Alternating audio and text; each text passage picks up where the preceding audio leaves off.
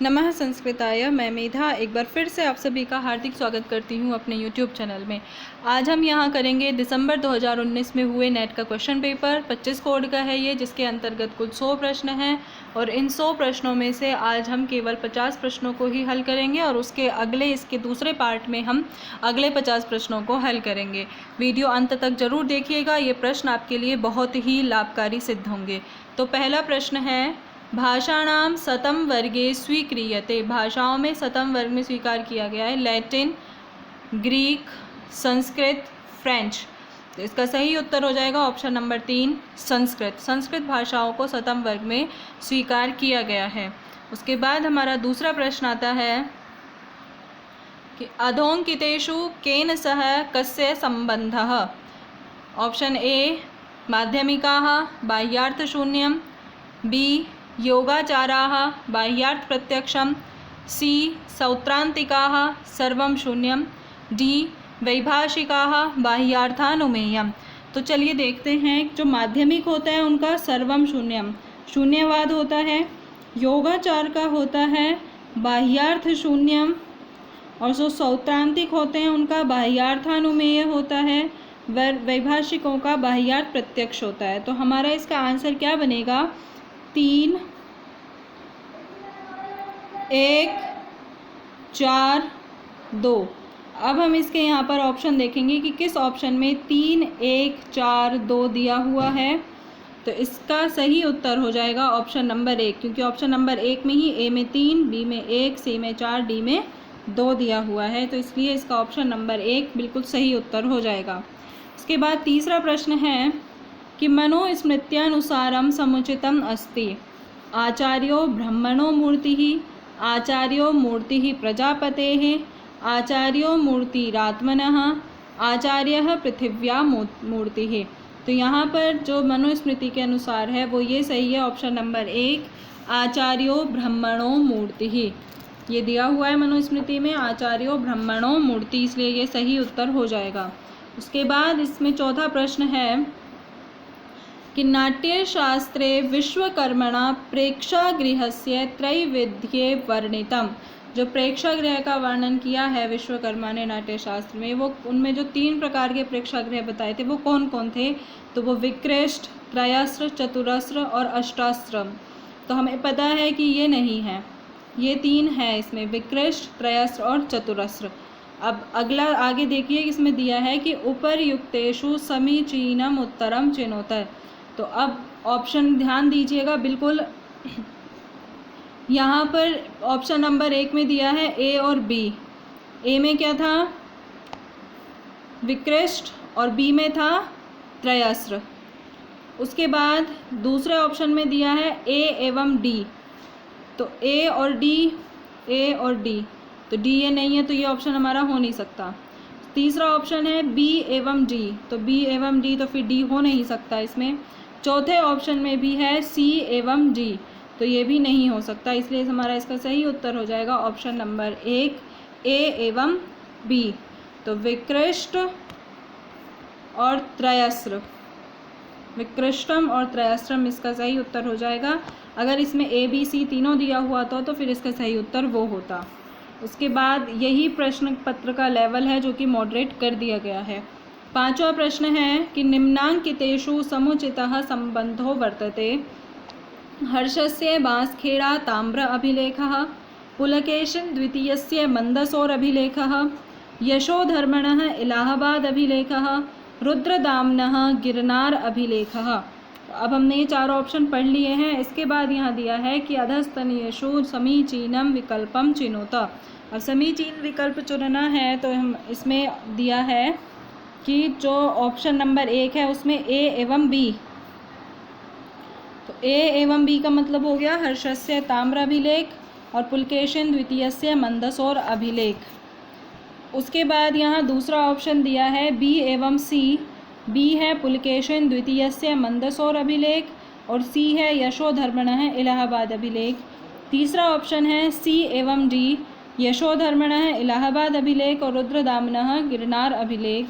उसके बाद चौथा ऑप्शन है ए एवं डी। तो इसका सही उत्तर हो जाएगा ऑप्शन नंबर 4, क्योंकि यशोधर्मण का बांसखेड़ा ताम्र अभिलेख सही है और रुद्रदामन का गिरनार अभिलेख सही है। तो इसका सही उत्तर हो जाएगा ऑप्शन नंबर 4 ए एवं डी। इसके बाद छठा प्रश्न आता है कि सूत्रोदाहरणयोः युग्मं यथोचितं मेलयितुं। सूत्र और उदाहरण के साथ उनका यथोचित मेल करना है। तो यहाँ पर पहला सूत्र दिया है तुमुन्नवुलौ क्रियायां क्रियार्थायाम, इसके साथ इन्होंने दिया है पठितुं प्रवीणः। बी है समान कर्तृकेषु तुमुन् वेला भोक्तुं। फिर है पर्याप्ति वचनेष्वलमर्थेषु ज्ञातुमिच्छति। फिर है डी काल समय वेलासु तुमुन् कृष्णम दर्शको याति। अब ये 4 सूत्र और 4 उदाहरण दे दिए हैं। इसके बाद यहाँ दिया है कि अधोलिखितेषु समुचितं विकल्पम चिनुत। तो यहाँ पर हमें समुचित विकल्प चुनना है, जिसमें कि जो पहला सूत्र है तुमुर्नवुलौ क्रियायां क्रियार्थायाम, तो इसका सही उत्तर हो जाएगा कृष्णम दर्शको याति। उसके बाद आएगा कि समान कर्तृकेषु तुमुन, तो इसमें हो जाएगा ऑप्शन नंबर 3 में बी का 3 ज्ञातुम इच्छामि। फिर सी है पर्याप्ति वचनेष्वलमर्थेषु, इसका हो जाएगा पठितुम प्रवीणः। काल समय वेलासु तुमुन, इसका हो जाएगा वेला भोक्तुम। तो अब हमने बनाया तुमुर्नवुलौ का कृष्णम दर्शको याति, समान कर्तृकेषु का ज्ञातुम इच्छति, पर्याप्ति वचनेष्वलमर्थेषु का पठितुम प्रवीणः और काल समय वेलासु तुमुन का वेला भोक्तुम। तो हमारा क्या बनेगा उत्तर सही 3 4 3 1 2। तो अब हम इनमें देखेंगे कि 4 3 1 2 वाला कौन सा ऑप्शन सही है। तो ऑप्शन नंबर 2, इसमें ही 4 3 1 2 सही है। तो ऑप्शन नंबर 2 हमारा राइट आंसर हो जाएगा। इसके बाद अगला प्रश्न आता है 7वां प्रश्न कि कथनद्वयमधो लिखितम। यहाँ 2 कथन लिखे हुए हैं, एकम इति अभिकथनम अपरंच आर इति कारणम। तो अभिकथन ए है कि वाल्मीकेः रामः सीता वियोगे कारुण्य आनृशंस्य शोके मदन रूप चतुर्मुखी संतापेन संताप्तो भवति। कारण है आर सर्वेपि पुरुषा भार्या वियोगे संतप्ताः भवन्ति। अब यहाँ ऑप्शन दिए हैं 4 कि ए तथा आर उभौ अपि सत्यम, आर इति समुचितं कारणम अस्ति ए इत्यस्य। ऑप्शन नंबर 2 है कि ए तथा आर उभौ अपि सत्यम किंतु आर इति उचितं कारणम नास्ति ए इत्यस्य। उसके बाद 3rd ऑप्शन दिया है कि ए इति सत्यम आर इति असत्यम। उसके बाद 4था ऑप्शन दिया है कि ए तथा आर उभौ अपि असत्यम।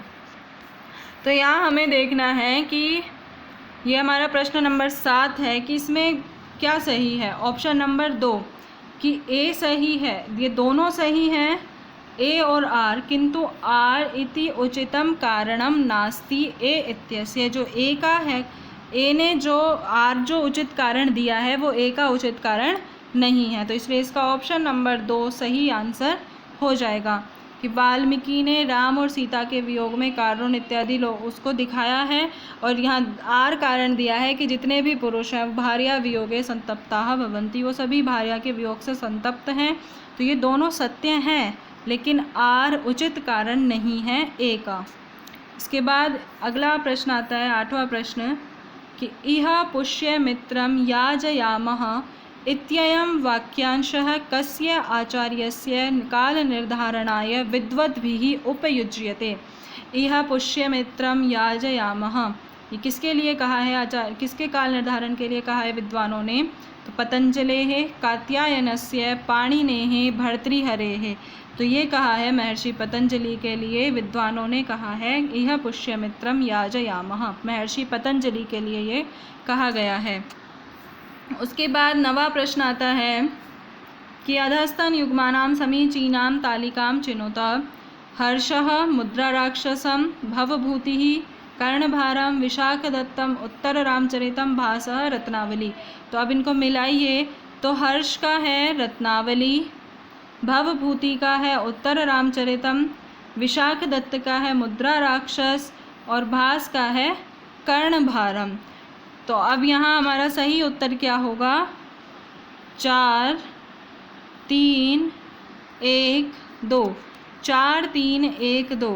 तो अब यहाँ चारों का ऑप्शन देखिए कि 4 3 1 2 वाला ऑप्शन नंबर 2 हमारा सही है, क्योंकि इसी में ही 4 3 1 2 आ रहा है और किसी भी ऑप्शन में नहीं आ रहा, तो इसलिए हमारा ऑप्शन नंबर 2 सही उत्तर हो जाएगा। उसके बाद प्रश्न नंबर 10 है कि आर्हत दर्शनानुसारम सप्तभंगी नयः कुत्र न स्वीकृतोस्ति। तो यहाँ ऑप्शन नंबर पहला है स्यादस्ति च नास्ति च, स्यादस्ति च नास्ति चाव्यक्तव्यः, स्यादस्ति च वक्तव्यः, स्यान्नास्ति चाव्यक्तव्यः। तो इसका सही उत्तर हो जाएगा स्याद अस्ति च वक्तव्यः। ऑप्शन नंबर 3 इसका सही उत्तर हो जाएगा। उसके बाद प्रश्न नंबर 11 है कि वैदिक साहित्ये अधोलिखितानां सुनिश्चितक्रमो लेख्य। ब्राह्मणम, उपनिषद, शुक्ल यजुर्वेदः, सूत्र साहित्यम। तो अब यहाँ पर क्या क्या दिया है कि सबसे पहले क्या था? सबसे पहले शुक्ल यजुर्वेद है,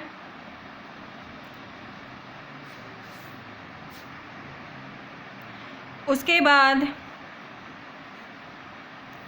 ब्राह्मण, फिर उपनिषद और उसके बाद आता है सूत्र साहित्य। पहला होगा शुक्ल यजुर्वेद, दूसरा होगा ब्राह्मण, तीसरा होगा उपनिषद और चौथा होगा सूत्र साहित्य। तो इसका सही उत्तर हो जाएगा ऑप्शन नंबर 2, 3 1 2 4। इसका उचित क्रम हो जाएगा 3 1 2 4। ये सही उत्तर होगा शुक्ल यजुर्वेद, ब्राह्मण, उपनिषद, सूत्र साहित्य, इनके सुनिश्चित क्रम में लिखे गए हैं ऐसे। उसके बाद 12वां प्रश्न है कि याज्ञवल्क्य स्मृतेः व्यवहाराध्याये प्रकरणानां समुचितं क्रमोऽस्ति। याज्ञवल्क्य स्मृति के व्यवहाराध्याय के प्रकरणों का समुचित क्रम है ऋणादान, उपनिधि, साक्षी, लेख्य, दिव्य, सीमा विवाद, दाय विभाग प्रकरण, पहला ऑप्शन। दूसरा ऑप्शन है दिव्य, लेख्य, साक्षी, उपनिधि, ऋणादान, सीमा विवाद, दाय विभाग प्रकरण। तीसरा ऑप्शन है ऋणादान, उपनिधि, साक्षी, लेख्य, दिव्य, दाय विभाग, सीमा विवाद प्रकरण। चौथा ऑप्शन है साक्षी, लेख्य, दिव्य, उपनिधि, ऋणादान, सीमा विवाद, दाय विभाग प्रकरण।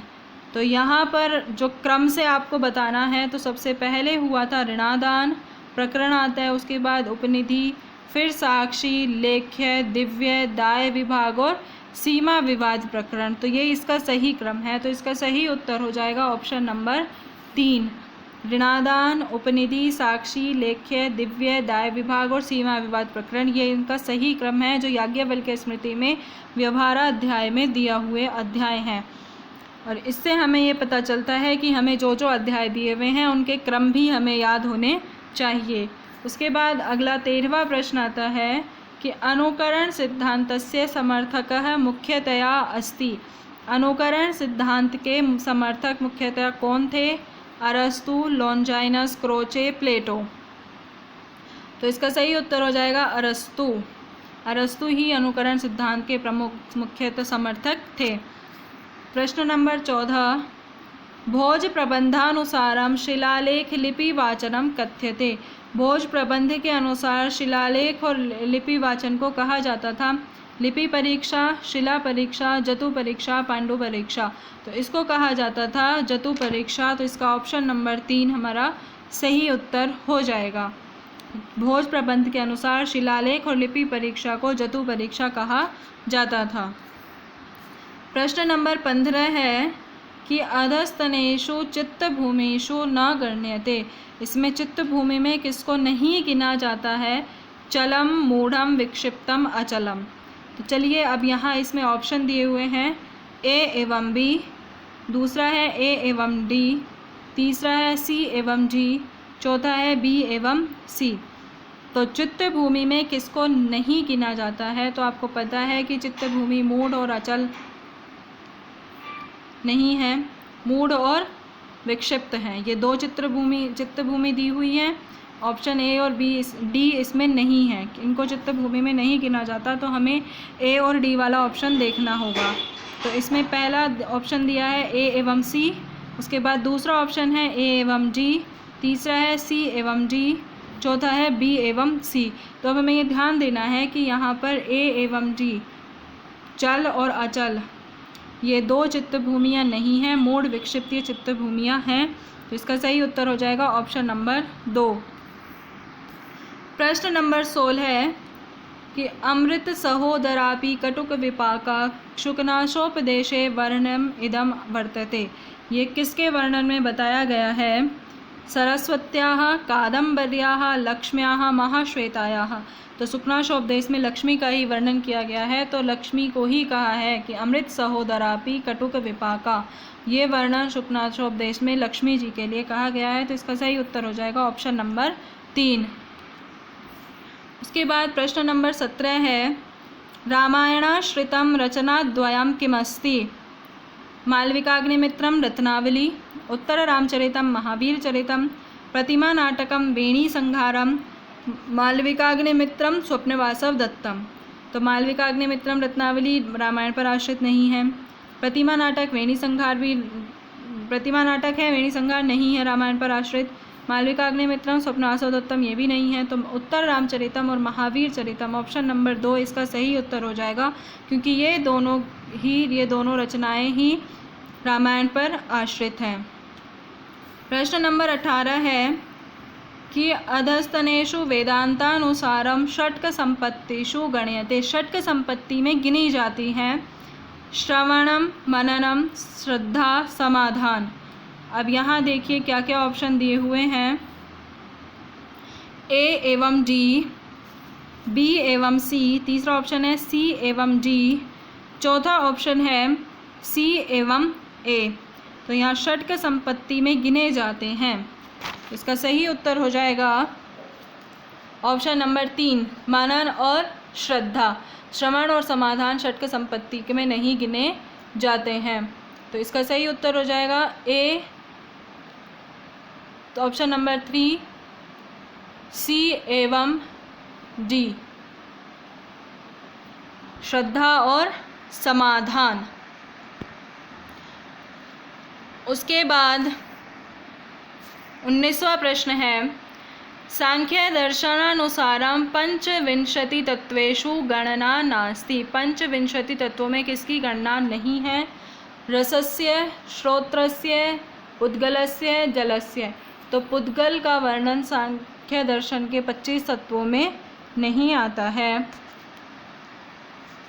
उसके बाद 20वां प्रश्न है अलोन्त्यात् पूर्ववर्णस्य का संज्ञा भवति? निष्ठा, उपधा, गति, संकेता। सूत्र याद है अलोन्त्यात् पूर्व उपधा। तो इसका सही उत्तर हो जाएगा ऑप्शन नंबर 2, अलोन्त्यात् पूर्ववर्णस्य उपधा संज्ञा भवति।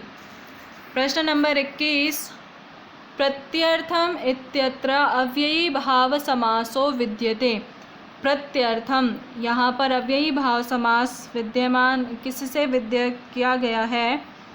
योग्यार्थे, वीप्सार्थे, पदार्थानतिवृत्त्यर्थे, सादृश्यार्थे। तो वीप्सार्थे, वीप्सा अर्थ में ही प्रत्यर्थ है, अर्थम अर्थम प्रति, ये इसका समास विग्रह होगा वीप्सा अर्थ में। प्रश्न नंबर 22 है सोऽर्थस्तदव्यक्ति सामर्थ्य योगी अत्र सह पदस्य कः आशय? शब्दः, व्यंग्यः, लक्ष्यः, वाच्यः। तो इसका सही उत्तर हो जाएगा यहाँ पर सपद से व्यंग्य को ही आश्रित किया गया है, व्यंग्य से ही आशय है इस सपद का। सोऽर्थस्तदव्यक्ति सामर्थ्य योगी, यहाँ पर सह पद का आशय व्यंग्य है। प्रश्न नंबर 23 यदंग दाशुषे त्वमग्ने भद्रं करिष्यसि तवेतत् सत्यमंगिरः। अत्र अंग इति कस्मिन्नर्थे प्रयुक्तोऽयं शब्दः सायण दिशा निर्देश्यताम्। तो प्रश्न नंबर 23 सायण दिशा के अनुसार इसमें दिया है कि इसमें ऑप्शन दिए हैं अभिमुखीकरणार्थे, दूसरा ऑप्शन है शरीरार्थे, तीसरा ऑप्शन अवयवार्थे, चौथा ऑप्शन विषयार्थे। तो इसका सही उत्तर हो जाएगा अभिमुखीकरणार्थे। तो यहाँ पर यदंग दाशुषे त्वमग्ने भद्रम करिष्यसि, इसमें जो अंग शब्द है वो अभिमुखीकरण के लिए प्रयुक्त हुआ है। प्रश्न नंबर 24, पाणिनीय शिक्षानुसारम शंभु मते मताः वर्णाः सन्ति। तो पाणिनीय मत में जो शंभु मत में जो वर्ण बताए हैं वो कितने हैं? 61, बी 62, सी 63, डी 64। तो कहा है उसमें कि चतुष्षष्टि त्रिषष्टि चतुष्षष्टि व वर्णम शंभु मते मताः। तो यहाँ पर आप देखिए 63 और 64 वाला ऑप्शन, तो ऑप्शन ए एवं बी नहीं होगा, बी एवं सी, तीसरा ऑप्शन है सी एवं डी, चौथा ऑप्शन है ए एवं डी। अब यहाँ आप देखिए कि सी एवं डी, तो इसका ऑप्शन नंबर सही हो जाएगा ऑप्शन नंबर 3। बी एवं सी दिया है तो यहाँ सी 63 तो हैं लेकिन 62 नहीं माने हैं। इसी तरह से ए एवं डी दिया है तो 64 तो हैं लेकिन उन्होंने 61 नहीं माने हैं, इसलिए इसका सही उत्तर ये दोनों इसी में ही है 63 64 सी एवं डी। तो इसका सही उत्तर ऑप्शन नंबर 3 हो जाएगा। इसके बाद अगला प्रश्न है 25वां प्रश्न कि याज्ञवल्क्य स्मृत्यनुसारे लिखितं भुक्तिः साक्षिणश्चेति किम? प्रमाणम प्रकरणम अनुमानम साधनम। तो लिखित भुक्तिः साक्षिणश्च, जो लिखा हुआ है वो किसका साक्षी है? वो प्रमाण है। तो इसका सही उत्तर हो जाएगा ऑप्शन नंबर 1। याज्ञवल्क्य स्मृति में व्यवहाराध्याय में कहा है ये साक्षी प्रकरण के अंतर्गत। प्रश्न नंबर 26 है महाभारताश्रितम भास विरचितम नाटकम अस्ति। तो महाभारत पर आश्रित भास विरचित नाटक कौन कौन से हैं? महाभारत पर आश्रित दूतवाक्य, प्रतिमा नाटक, मध्यम व्यायोग, बाल भारतम। ऑप्शन नंबर 1 है ए एवं बी, दूसरा है बी एवं डी, तीसरा है ए एवं सी, चौथा है बी एवं सी। तो महाभारत पर आश्रित भास विरचित जो नाटक हैं वो हैं दूतवाक्य और मध्यम व्यायोग। तो इसका सही उत्तर हो जाएगा ऑप्शन नंबर 3, ये दोनों रामायण पर आश्रित हैं। उसके बाद अगला 27वां प्रश्न है कि जैन मतानुसारम सप्त तत्वानां समुचितः क्रमोस्ति। सातों तत्वों का जो जैन मत के में माने हैं जो 7 तत्व हैं उनका समुचित क्रम क्या है? पहला ऑप्शन दिया है आश्रवः, संवरः, बंधः, निर्जरा, जीवः, अजीवः, मोक्षः। दूसरा ऑप्शन दिया है बंधः, आश्रवः, संवरः, निर्जरा, जीवः, अजीवः, मोक्षः। तीसरा ऑप्शन है जीवः, अजीवः, आश्रवः, बंधः, संवरः, निर्जरा, मोक्षः। चौथा ऑप्शन है बंधः, जीवः, अजीवः, आश्रवः, संवरः, निर्जरा, मोक्षः। तो सांख्य जैन तत्वों की जैन मत के अनुसार जो तत्वों की शुरुआत होती है वो जीव से होती है, जीव, अजीव, आश्रव, बंध, संवर, निर्जर और मोक्ष। तो इसका सही उत्तर हो जाएगा ऑप्शन नंबर 3। अगले जो 28वां प्रश्न है वो है पदेन वर्णा विद्यन्ते वर्णेष्वयवया च वाक्यात् पदानामत्यन्तं प्रविवेको न कश्चन। अस्याः कारिकायाः सम्बन्धः केन सिद्धान्तेन सह भवितुमर्हति। तो यहाँ ऑप्शन दिए हैं ध्वनिवादः, स्फोटवादः, व्यंजनावादः, लक्षणावादः। तो ये जो कारिका है ये स्फोटवाद से संबंधित है, स्फोटवाद के सिद्धांत से कही गई है, वाक्यपदीयम की कारिका है ये, तो इसलिए इसका सही उत्तर हो जाएगा ऑप्शन नंबर 2। 29वां प्रश्न है अधस्तनेषु केन सह कस्य संबंधः? शिक्षा, पादव्यवस्था, कल्पः, शब्दानुशासनम, व्याकरण, यज्ञ विधान विमर्शः, छंदः, वर्ण स्वर मात्रादि विमर्शः। तो यहाँ पर देखिए शिक्षा का होता है वर्ण स्वर मात्रादि का विमर्श, व्याकरण होता है शब्दानुशासन, छंद होता है पाद व्यवस्था, कल्प होता है यज्ञ विधान विमर्श। तो इसका सही उत्तर क्या बनेगा? 4 3 2 1। अब हम इसमें देखते हैं कि 4 3 2 1 वाला कौन सा ऑप्शन है। ऑप्शन नंबर 2 इसका सही उत्तर हो जाएगा, क्योंकि पहले में 1 2 3 4 दिया है, तीसरे में 2 1 4 3 दिया है, चौथे में 3 1 4 2 दिया है। हमारा बैठा था 4 3 2 1, तो ऑप्शन नंबर 2 इसका सही उत्तर हो जाएगा। इसके बाद अगला तीसरा प्रश्न है कि ऋग्वेदस्य वरुण सूक्ते 1:25 कियन्तो मंत्राः सन्ति। इसमें कितने मंत्र हैं?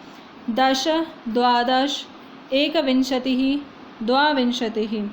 तो इसके अंतर्गत मंत्र हैं कुल 21 मंत्र हैं, तो इसका ऑप्शन नंबर 3 सही उत्तर हो जाएगा। इसके बाद हमारा अगला प्रश्न आता है 31वां प्रश्न, रामायणस्य बालकांडस्य सर्गानुसारम उपाख्यानानां समुचितः क्रमोऽस्ति। अब बालकांड के सर्ग के अनुसार उपाख्यानों का समुचित क्रम लगाना है। पहला ऑप्शन है शुनः शेपाख्यानम, ऋष्यशृंगाख्यानम, क्रौंचवधाख्यानम, अहिल्योद्धाराख्यानम। दूसरा ऑप्शन है क्रौंचवधाख्यानम, ऋष्यशृंगाख्यानम, अहिल्योद्धाराख्यानम, शुनः शेपाख्यानम। तीसरा ऑप्शन है क्रौंचवधाख्यानम, शुनः शेपाख्यानम, अहिल्योद्धाराख्यानम, ऋष्यशृंगाख्यानम, चौथा ऑप्शन है ऋष्यशृंगाख्यानम, शुनः शेपाख्यानम, अहिल्योद्धाराख्यानम, क्रौंचवधाख्यानम। तो इसका सही उत्तर हो जाएगा ऑप्शन नंबर 2। सबसे पहले क्रौंचवध आता है, उसके बाद ऋष्यशृंग आश्रम का वर्णन है, फिर अहिल्योद्धार का वर्णन है और उसके बाद शुनः शेप का आख्यान आता है। तो इसका ऑप्शन नंबर 2 सही उत्तर हो जाएगा। अगला प्रश्न है 32वां प्रश्न, अधोंकितानां केन सह कस्य संबंधः? प्रत्यक्षमेव प्रमाणं जैनाः, सप्तभंगिनयः सांख्यदर्शनम, हेत्वाभासाः चार्वाकाः, सत्कार्यवादाः नैयायिकाः। तो प्रत्यक्षमेव प्रमाणम चार्वाक दर्शन का है, सप्तभंगिनय जैन दर्शन का है, हेत्वाभास है नैयायिकों का, सत्कार्यवाद है सांख्य दर्शन का। तो हमारा सही क्रम क्या बनेगा? हमारा सही क्रम बनेगा 3 1 4 2। 3 1 4 2 वाला हमारा सही ऑप्शन होगा। तो 3 1 4 2 किस में सही है? ऑप्शन नंबर 2 में। तो हमारा उत्तर सही हो जाएगा ऑप्शन नंबर 2। इसके बाद अगला प्रश्न है 33वां प्रश्न, भर्तृहरेः कृति इमे। भर्तृहरि की कृति इनमें से कौन कौन सी है? दीपिका, प्रदीपः, द्योतनम, वाक्यपदीयम। तो अब देखिए यहाँ पर ऑप्शन नंबर 3 जो पहला इसमें दिया है ए एवं बी, दूसरा ऑप्शन है बी एवं सी, तीसरा ऑप्शन है ए एवं डी, चौथा ऑप्शन है बी एवं डी। तो इसका सही उत्तर होगा ऑप्शन नंबर 3 ए एवं डी। दीपिका और वाक्यपदीयम ये दोनों भर्तृहरि की रचनाएं हैं। इसके बाद 34वां प्रश्न है, ऋग्वेद संहितायाः वैशिष्ट्यम अस्ति। ऋग्वेद संहिता का वैशिष्ट्य है यज्ञवर्णनम, देवस्तुतिः, स्मार्तकार्यम, वास्तुनिर्देशः। तो इसका सही उत्तर हो जाएगा ऑप्शन नंबर 2 देवताओं की स्तुति ही ऋग्वेद संहिताओं का वैशिष्ट्य है। देवस्तुति इसका सही उत्तर हो जाएगा। अगला 35वां प्रश्न है, पैलः इति पदम विद्यते। गणविशेष्यादिमः शब्दः पैले भवा, पीलाया गोत्रापत्यम, पैलस्य इयम। तो अब यहाँ पर देखिए ए एवं बी, दूसरा ऑप्शन है सी एवं डी, तीसरा है ए एवं सी, चौथा है बी एवं डी। तो इसका सही उत्तर हो जाएगा ऑप्शन नंबर 3 ए एवं सी। गण विशेष्यादिमः शब्द है और पीलाया गोत्रापत्यम इसका सही उत्तर हो जाएगा। अब देखिए ए यहाँ औरों में मिल रहा है लेकिन यहाँ पर बी मिल गया पहले भवा, फिर सी डी, तो यहाँ सी मिला लेकिन डी नहीं है, फिर चौथे में बी एवं डी, तो पहले भवा और डी पहला संयम कोई सा भी नहीं है, तो इसलिए इसका सही उत्तर हो जाएगा ऑप्शन नंबर 3। प्रश्न नंबर 36 है कि काव्यम ग्रह्यामलंकारात् इत्युक्ति अस्ति दंडिनः, वामनस्य, अभिनवगुप्तस्य, भोजस्य। तो इसका सही उत्तर हो जाएगा ऑप्शन नंबर 2, ये उक्ति वामन की है। उसके बाद अगला 37वां प्रश्न आता है कि हरि एतौ इत्यत्र भवतः यणसंधि पररूपम प्रगृह्य संज्ञा प्रकृति भावः। तो यहाँ क्या होता है हरि एतौ, यहाँ ऑप्शन दिए हैं इन्होंने ए एवं बी, दूसरा है बी एवं सी, तीसरा ऑप्शन है सी एवं डी, चौथा ऑप्शन है ए एवं डी। तो यहाँ इसका सही उत्तर होगा ऑप्शन नंबर 3 ए, सी एवं डी, क्योंकि हरि एतौ की प्रक्रिया संज्ञा और प्रकृति भाव होता है। उसके बाद अगला 38वां प्रश्न आता है कि सर्व प्राचीन रचनायाः प्राथम्येन कालक्रमानुसारम् उत्तरं चिनुत। बुद्धचरितं, नैषधीयचरितं, स्वप्नवासव दत्तं, मुद्रा राक्षसम। तो अब यहाँ देखिए क्या क्या क्रम दिया हुआ है, A D B C, A D B C. उसके बाद यहाँ दूसरा ऑप्शन दिया है D C A B, D C स्वप्नवासव दत्तम, ए बुद्धचरितम और बी नैषधीयचरितम, ये भी नहीं होगा। तीसरा ऑप्शन है सी बी ए डी, सी नैषधीय स्वप्नवासव दत्तम, फिर सी बी नैषधीयचरितम, फिर बुद्धचरितम और फिर मुद्रा राक्षस, ये भी नहीं होगा। इसके बाद option number 4 C A D B, C A D B, ये इसका सही आंसर हो जाएगा कि सबसे पहले लिखी गई थी स्वप्नवासव दत्तम, फिर बुद्धचरितम, फिर मुद्रा राक्षस और फिर नैषधीय चरितम, ये इसका सही हो जाएगा। तो ऑप्शन नंबर 4 इसका सही उत्तर हो जाएगा। प्रश्न नंबर 39, यत् समवायी कारण प्रत्यासन्नमवधृत सामर्थ्यं तदसमवायी कारणं यथा तंतु संयोगः पटस्य समवायी कारणं तंतु संयोगः गुणस्य पट समवायी कारणेषु तंतुषु गुणेषु समत्वेन समवायी कारणे प्रत्यासन्नत्वात् अनन्यता सिद्ध नियत पूर्वभावित्वेन पटं प्रति कारणत्वाच्च इति सिद्धांतानुसारेण तंतु संयोगः पटस्य कीदृशं कारणं भवति। अब इसका उत्तर इसी पैराग्राफ में दिया हुआ है, असमवायी कारणम, समवायी कारणम, संयोग कारणम, निमित्त कारणम। तो यहाँ दिया हुआ है यथा तंतु संयोगः पटस्य समवायी कारणम, पटस्य असमवायी कारणम। तो तंतु संयोगः पट का कैसा कारण है, तो इसका ऑप्शन नंबर 1 सही उत्तर हो जाएगा कि तंतु संयोग पट का असमवायी कारण है। इसके बाद प्रश्न नंबर 40 है कि पूर्ववर्तिना आचार्यस्य प्राथम्येन कालक्रमानुसारम् उत्तरं चिनुत। तो यहाँ पर देखिए क्षेमेंद्र, अभिनवगुप्त, भरत, रुय्यक ये दिए हुए हैं और कालक्रम के अनुसार अब हम इनको देखेंगे। यहाँ पर दिया है option number 1 D C B A. तो डी में क्या दिया है, डी में है रुय्यक, रुय्यक सबसे पहले नहीं है, ये ऑप्शन ऐसे ही कट जाएगा। सबसे पहले हैं भरत जी, तो यहाँ दूसरा ऑप्शन दिया है सी बी ए डी, हाँ तो सी भरत है सबसे पहले, उसके बाद अभिनवगुप्त, फिर आचार्य क्षेमेंद्र और फिर रुय्यक। तो यस, इसका सही उत्तर हो जाएगा ऑप्शन नंबर 2। फिर हम आगे देखेंगे नहीं, क्योंकि हमें पता है कि सबसे पहले आचार्य भरत हुए हैं, तो सी वाला ऑप्शन का इसमें प्रश्न ऑप्शन नंबर 2 सही है। आगे चलते हैं प्रश्न नंबर 41, काव्य प्रकाशे विशेष वपुर पदार्थोपि वाक्यार्थः अत्र क उच्यते, अनन्वितार्थः, लक्ष्यार्थः, व्यंग्यार्थः, तात्पर्यार्थः। तो यहाँ पर काव्य प्रकाश में जो विशेष वपुर पदार्थोपि वाक्यार्थः ये कहा गया है तात्पर्यार्थ के लिए, तो इसका ऑप्शन नंबर 4 सही उत्तर हो जाएगा। प्रश्न नंबर 42 कि छंदः पादौ तु वेदस्य हस्तौ कल्पोऽथ पठ्यते ज्योतिषामयनं चक्षुर्निरुक्तं श्रोतमुच्यते अत्र श्लोके केषां वर्णनं प्राप्यते।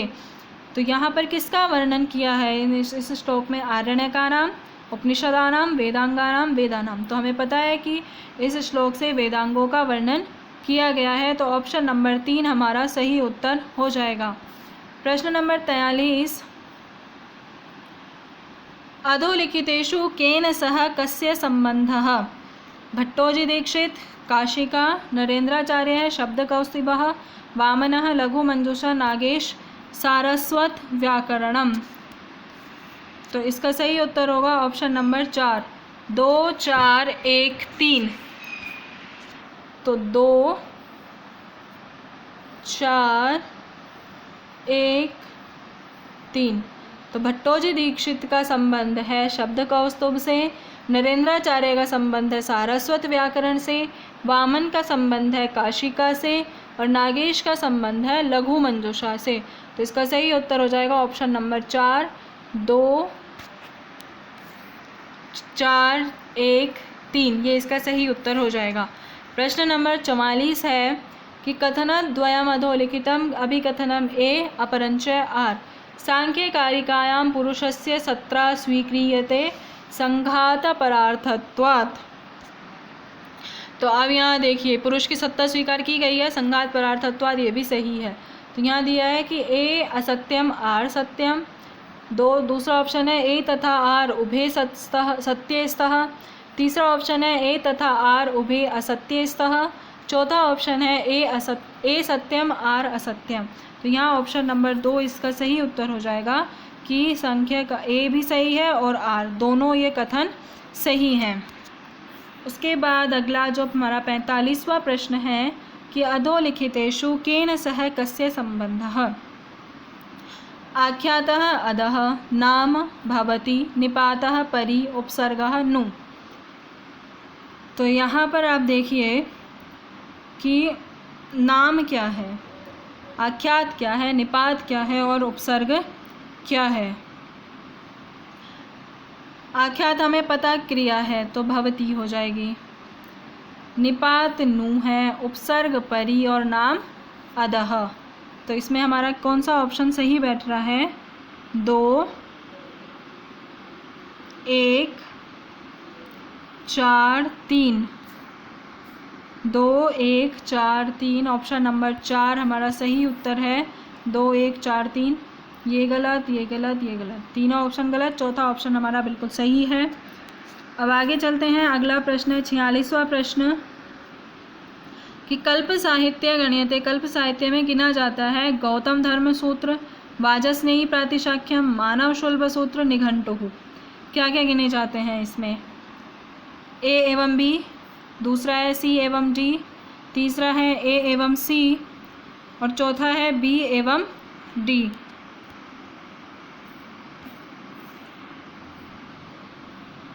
तो यहाँ पर इसका सही उत्तर हो जाएगा ए एवं सी, गौतम धर्म सूत्र और मानव शुल्ब सूत्र यही कल्प साहित्य में गिने जाते हैं। वाजस्नेयी प्रातिशाख्यम और निघंटु ये नहीं आते। तो इसका ऑप्शन नंबर 3 हमारा सही उत्तर हो जाएगा, ए एवं सी। अगला प्रश्न है 47वां प्रश्न, राम शब्दस्य पंचम्येकवचनस्य विषये समुचितं कथनं नास्ति। राम शब्द का जो पंचमी एकवचन का विषय है उसमें समुचित कथन नहीं है। रामात् इति रूपं भवति, रामाद् इति रूपं भवति, अवसाने खरः स्थाने चरो भवति, अवसाने झलां चरो वा स्युः। तो यहाँ पर ये रूप बनता है इसका, ये भी बनता है और अवसानों में अवसान यानी अंत में झल के स्थान पर चर होता है। तो समुचित कथन नास्ति नहीं वाला पूछा है। तो इसका सही उत्तर हो जाएगा ऑप्शन नंबर 3, अवसाने खरः स्थाने चरो भवति। ये नहीं होता है, झल के स्थान पर चर होता है। प्रश्न नंबर 48 है अब कि यस्य शुष्माद् रोदसी अभ्यसेताम् अस्मिन् मंत्रांशे शुष्मात् पदस्य अर्थो निर्धार्यताम्। शुष्मात् पद का अर्थ क्या निर्धारित किया है कि बलात्, पूजनात्, पराक्रमात्, शस्त्रात्। तो यहाँ पर देखिए ऑप्शन नंबर ए एवं बी, बलात् और पूजनात्, फिर दूसरा है सी एवं डी, पराक्रमात्, शास्त्रात्, तीसरा ऑप्शन है ए एवं बी, बलात् और पूजनात्, फिर है चौथा ऑप्शन ए एवं सी। तो यहाँ पर जो इसका सुषमात पद का अर्थ दिया गया है वो है ए एवं सी, बलात् और पराक्रमात्। तो इसका ऑप्शन नंबर 4 हमारा सही हो जाएगा। यस्य सुषमात् रोदसी अभ्यसेताम में सुषमात पद का अर्थ निर्धारित किया है बलात् और पराक्रमात्। प्रश्न नंबर 39, गगनारविंदम सुरभिः अरविंदत्वात् सरोजारविंदवत् इत्यत्र तर्कभाषानुसारं कतमो हेत्वाभासः स्वरूपा सिद्धः विरुद्धः आश्रया सिद्धः व्याप्यत्वा सिद्धः। तो ये कौन सा हेत्वाभास है? ये आश्रया सिद्ध हेत्वाभास है, वही असिद्ध है। 50वां प्रश्न, यजुर्वेद संहितायां प्राधान्येन निरूपणं प्राप्यते संवादस्य यज्ञानां गानानां दार्शनिक विचाराणां। तो यजुर्वेद संहिता में मुख्य रूप से यज्ञों का ही वर्णन मिलता है। तो आज हमारा टारगेट, तो इसका ऑप्शन नंबर 2 बिल्कुल सही हो जाएगा। हमारा टारगेट आज केवल 50 प्रश्नों को करना था। अगली वीडियो में हम इसके आगे के अगले 50 प्रश्नों को हल करेंगे और आप सब कमेंट में ज़रूर बताएं कि आपके कितने प्रश्न सही हुए हैं। धन्यवाद। जयतु संस्कृतम, जयतु भारतम।